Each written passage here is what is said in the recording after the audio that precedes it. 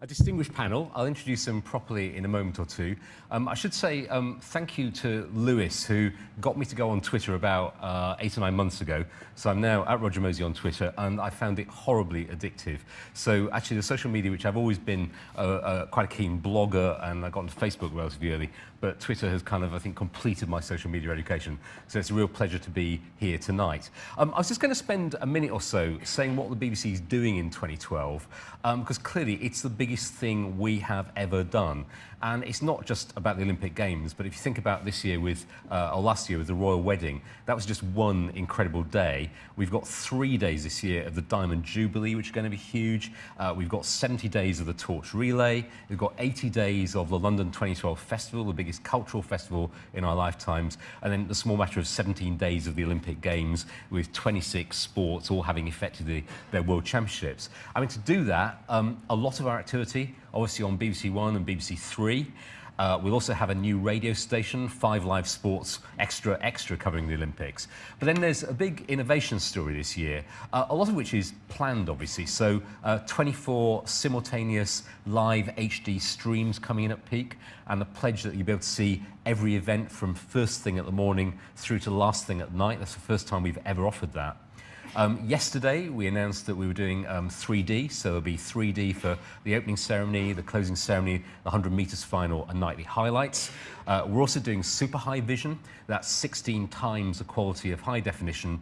You'll be able to see that. You'll be able to get tickets to go and see it at Broadcasting House in London, at Pacific Quay in Glasgow, and at the National Media Museum in Bradford. So all that's a kind of planned innovation story.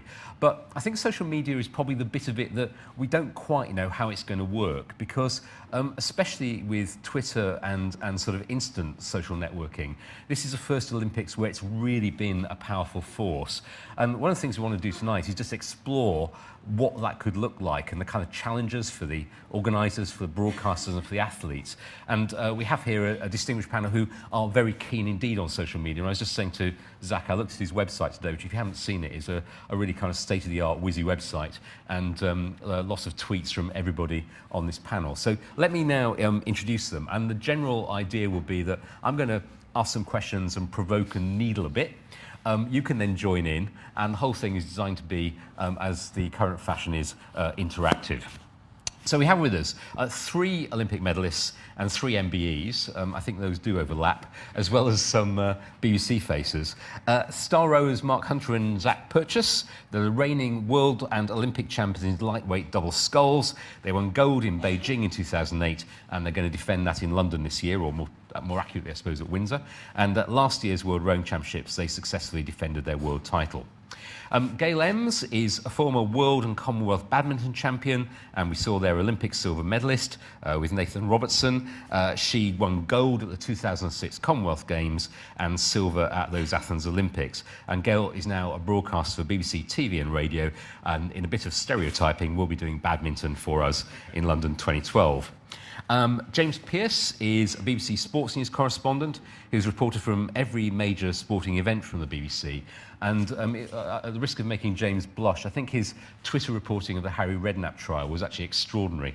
I found it completely gripping in the way that it told the story of that trial, and showed the way now that you are allowed to use Twitter, sometimes in court, just what a powerful force it can be. And then Lewis Wiltshire is a former editor of the BBC Sport website. He's our social media editor, in which role he does persuade dull bureaucrats like me to go onto Twitter. And in a few weeks, actually, he's going to be leaving the BBC to go to an organisation called, Twitter. So there you go. So that's our panel. Right. I have a first question, and whoever wants to take it can do. So first off the marks. Charles Van Comeny has said that Twitter is a place for clowns and attention seekers. Who would like to take that? Okay, Zach. Apparently I get the honour of answering that one. I wouldn't disagree. I think it's a great opportunity for people to get out there and interact with people. Clowning around, yes, people do take it to the extreme sometimes.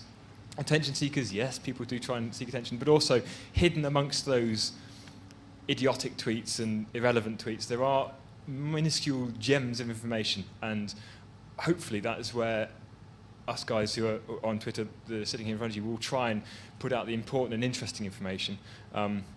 Unfortunately, yes, you have to sift through it, but we do our very best not to clown. And so why do you invest as much as you obviously do in your website and the ability for people to follow you?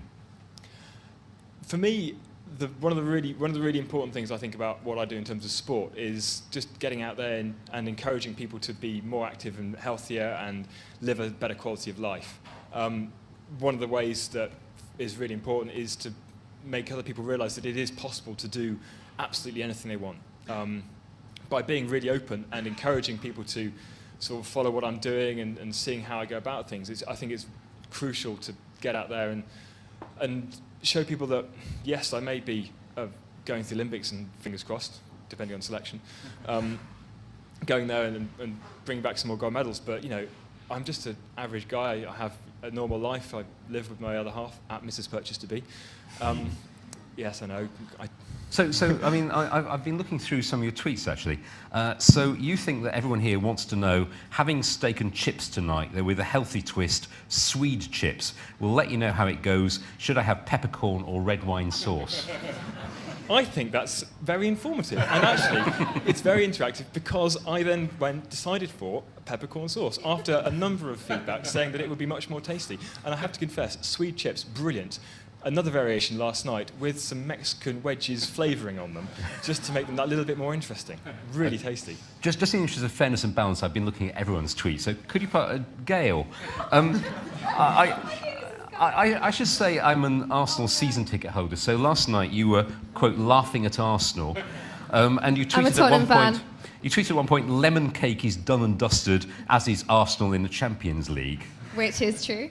Okay, but also, I mean, a bit ago, on a Sunday morning around about 10 o'clock, you tweeted, still in my pyjamas, lazy Sunday. Yeah, that was just a personal just comment. But, you know, I think for Zach, athletes, if we did actually, when I was an athlete, if I actually did tweet what I got up to, it's really boring. You know, you train, you eat, you sleep, you train, you eat, you sleep. So it's just trying to make the life of an athlete and whatever, you know, you choose to go on, it's just trying to get a glimpse of that life. But, you know, now I'm a mum and I do other things as well. So yeah, you know, I'm having a lazy Sunday today. I don't care. I want people to know that my life isn't all manic and stuff. I am just, you know, like a normal person as well. I'm going to bring Mark in a second, but I want to go to James now. I mean, James, presumably you as a journalist want these people to tweet as much as possible and to give you stories. And a lot of them do, as we well know. I mean, they have more intelligence, the ones sitting alongside me, than some of the footballers do, who give us stories day in and day out. Although I do think, I mean, for example, Rio Ferdinand, of course, everyone, I'm sure, here probably follows Rio Ferdinand, and I mean, he has changed his profile so well through the use of Twitter, and he now can, I mean, for example, he was tipping Redknapp to be the next manager within an hour or so of Capello having been sacked, or having left, I should say. Yeah, Twitter's given someone like Rio so much more power. And okay, these guys aren't to Rio level now, but they might become the first week in August, and everyone's going to want to know what you've got to say, and you finally have got the outlet to say it. So it's something which you couldn't possibly have had in Beijing 4 years ago. So all power to your elbow. So Mark, when you tweet, do you deliberately think I'm connecting with my audience as opposed to being filtered through journalists or through the media? Yeah, definitely. The last thing you think about really is like journalists or reporters looking at your tweets. I tend not to talk about what I do as an athlete, as a rower, because rowing's pretty boring, to be honest.